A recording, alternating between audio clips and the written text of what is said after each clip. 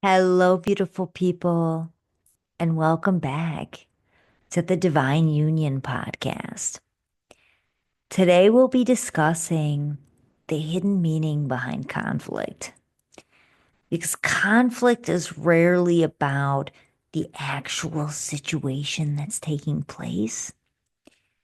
And oftentimes, it's the meaning that one or both parties are associating to a situation that leads to the conflict, the deeper conflict. And I'm speaking to this because I had a really, really amazing, powerful couple session last week. And this came up because we're working through this conflict, some tensions created from some things that were said to each other. But before that actual spark that created the tension, there were some things that happened before that.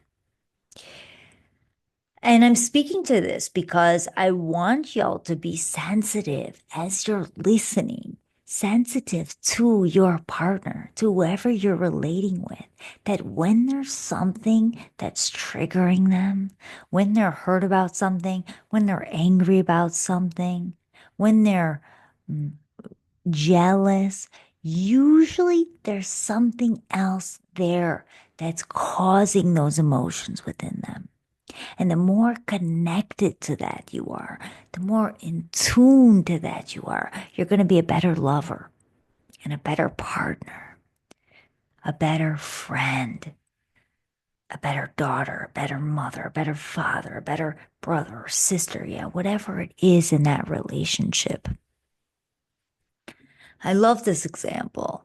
It's like one of the first examples I've ever read when I was really getting into this work years ago. And David Data, in his book, The Way of the Superior Man, he always talked about if your partner, if your woman gets mad at you for not cleaning the garage, it's not about the garage. It's about your lack of integrity with your word when you say you'll do something and you don't follow through on it. And I'm using this example to illustrate that that's what I mean by deeper meaning.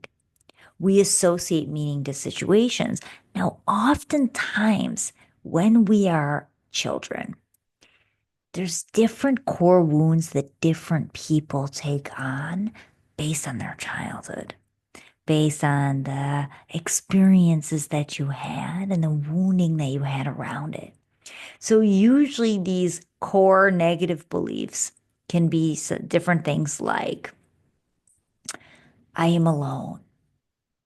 Yeah, I'm alone. Like no one loves me. Can be one of them.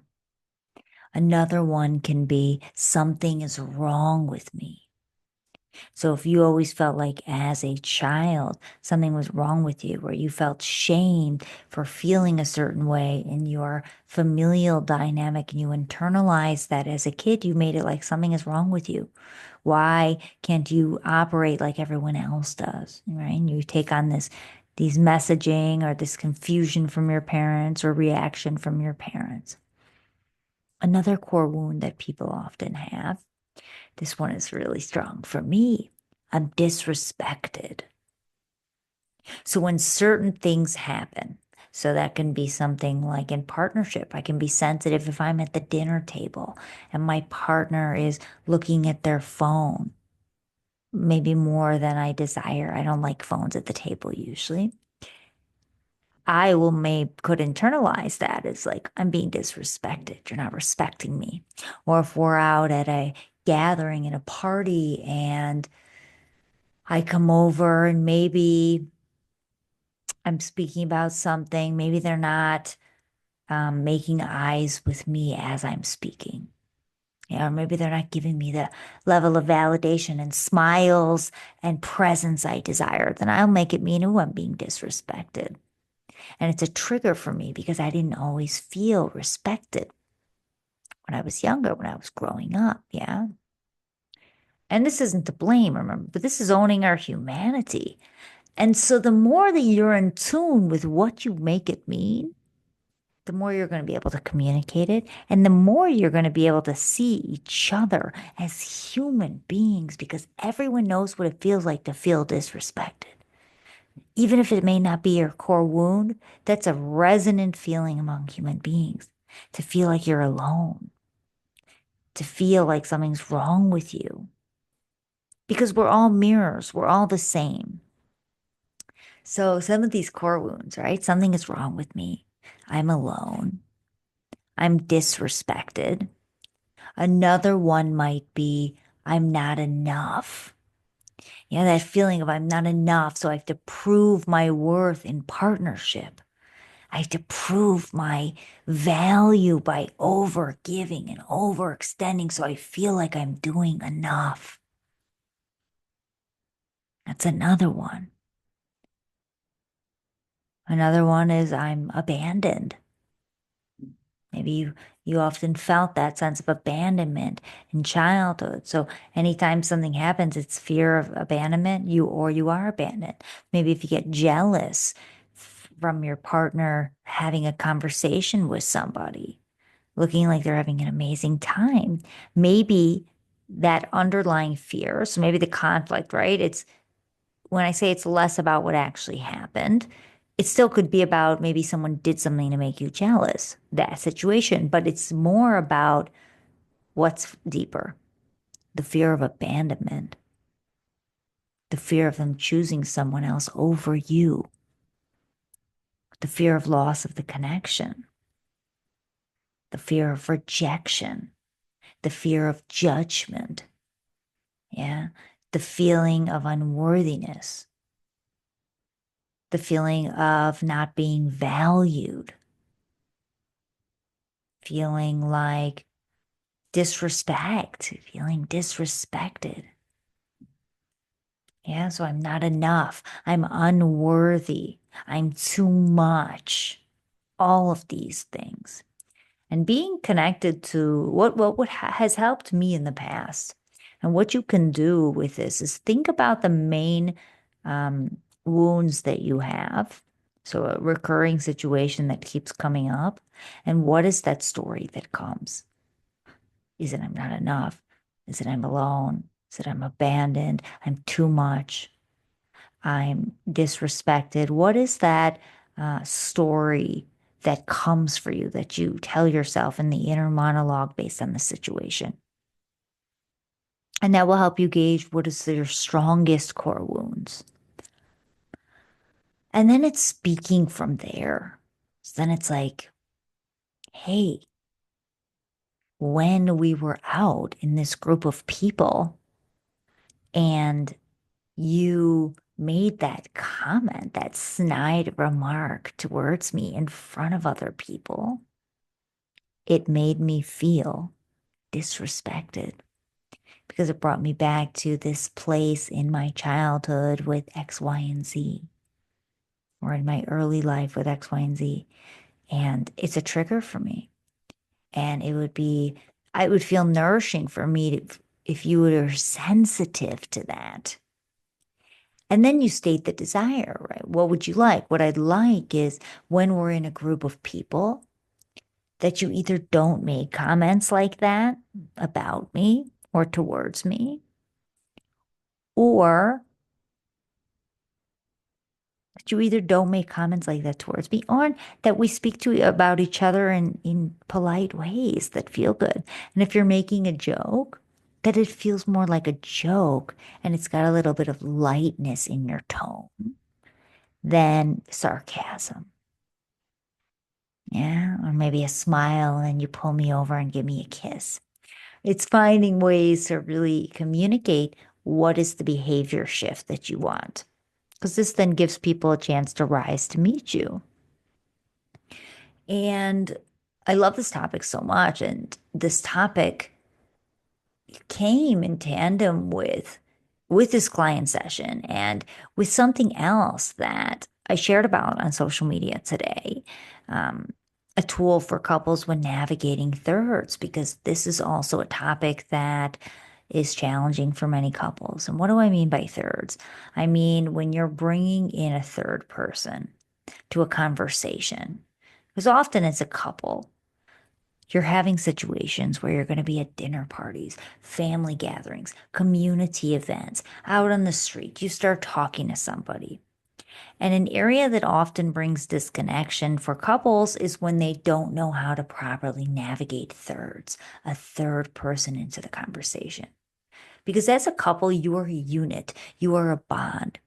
And so when someone else enters in that space, you want it to feel like they're entering into a couple bubble, your space.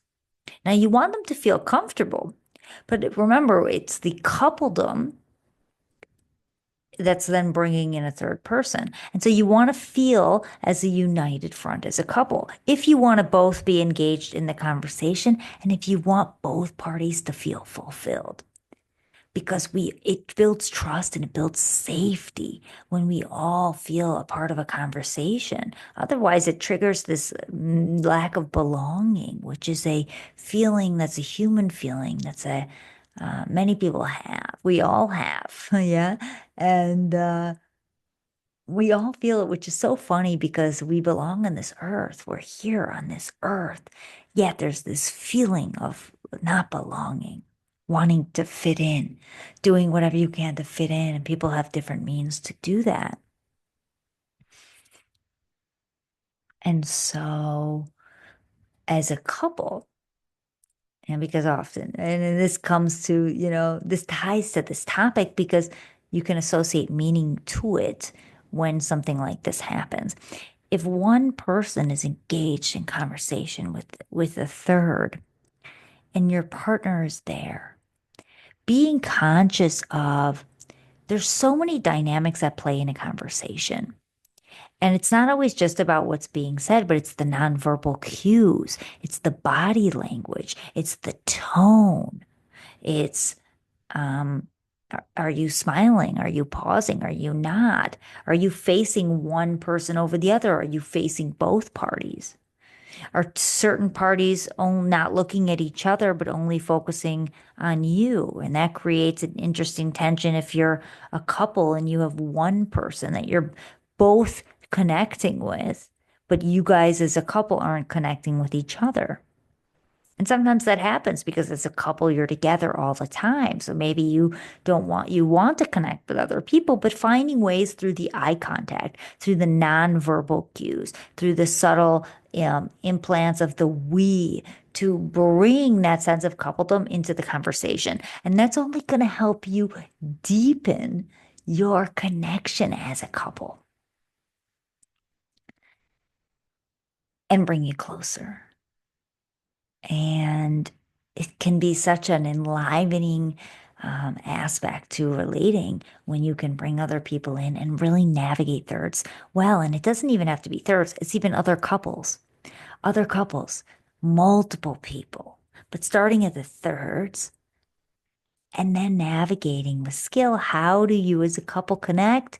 Also connect on your own right, connect together, be able to be in the state of flow of your sovereignty and your independence and individuality and interdependence in your partnership and working as a team because it feels you learn so much about your partner when you can be in conversation with your partner and other people.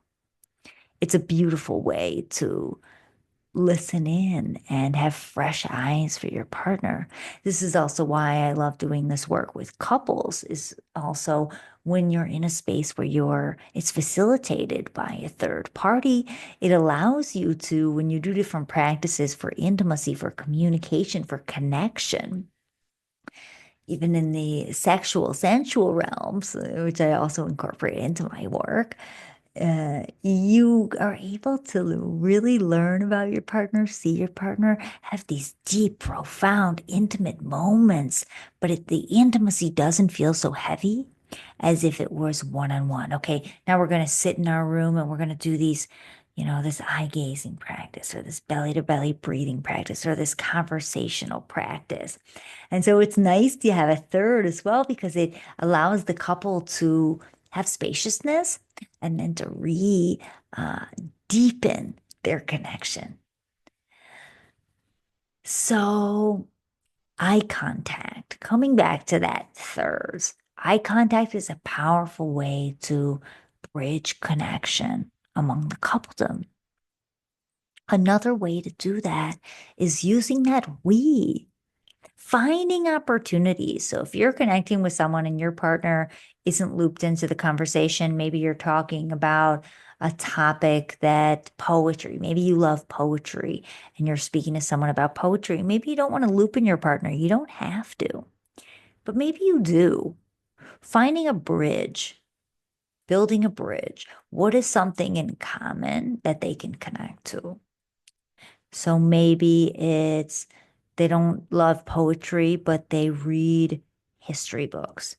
And then finding a way, my partner isn't in the poetry world like we are, but he's a history buff. Switch the conversation, talk about history, right? Or even, ooh, this is something we were talking about the other day, bringing back to the we. So finding ways to connect your partner into a conversation, and that is such a beautiful thing. It's been so fulfilling for me in my partnerships when I've been able to be at a party and do my own thing, but also be able to come back and connect with my partner and to see my partner engaged in conversation with other people and to see how they bring me in. And think about as well, a practice I love to do is I love to ask a couple a question about a story, a mutual story, and to see how they tell it. And so if you're listening, I want you to think about, how do you tell a story with your partner?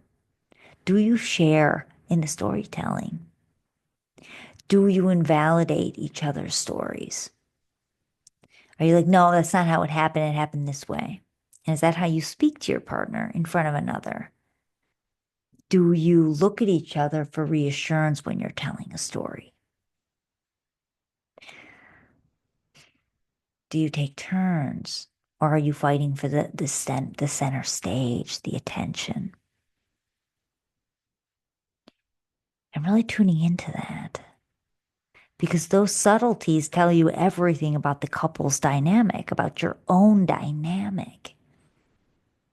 And if you're not operating as a team in the way that you desire, then it's like, hey, babe, speak to the behavior. When we're telling a story, I would love for us to share that storytelling. I would love for you to not say that's not how it happened, and instead either don't correct me because it's probably not worth it, or mention it to me after the fact, or maybe you could say it in a without putting me down, and maybe instead you can share, actually, I think it happened in this way, and here's why that matters. And that would feel softer. And so it's being sensitive about how you're communicating because communication matters and how other people feel matter. And you can, if your partner is feeling sensitive about something or if they're hurt about something and it doesn't resonate for you, finding ways to make everyone feel seen. That's all we want to do here. People rarely care about you resolving the issue and they care more about being validated, feeling seen.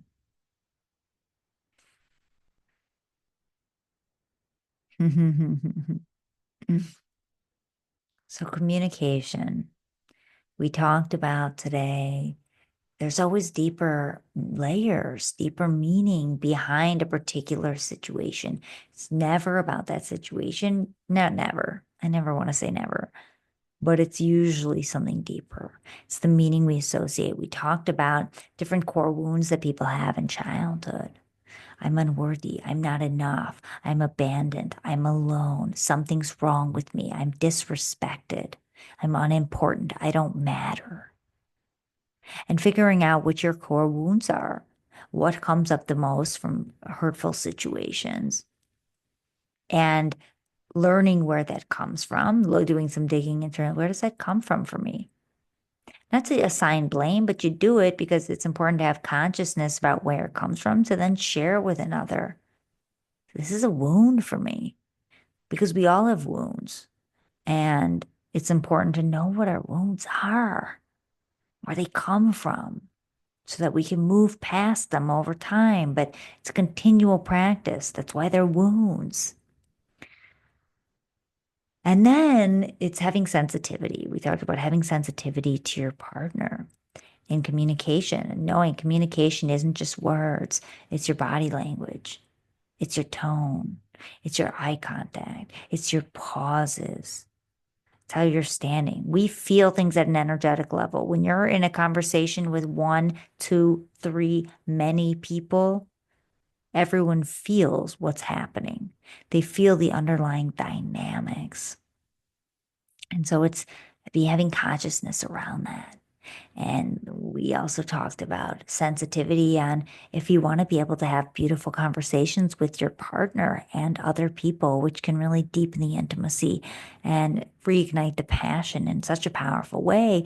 It's finding ways as a couple to communicate with other people and finding ways to always come back to the coupledom to look out for each other. You're a team through eye contact, through nonverbal cues, through subtle body gestures, maybe your hand on their shoulder, finding ways to make sure each party continuously feels a part of the conversation. And that creates so much safety and so much trust. Thank you so much, beautiful people, for tuning in to this week's episode of Divine Union with moi, Nicola Navone.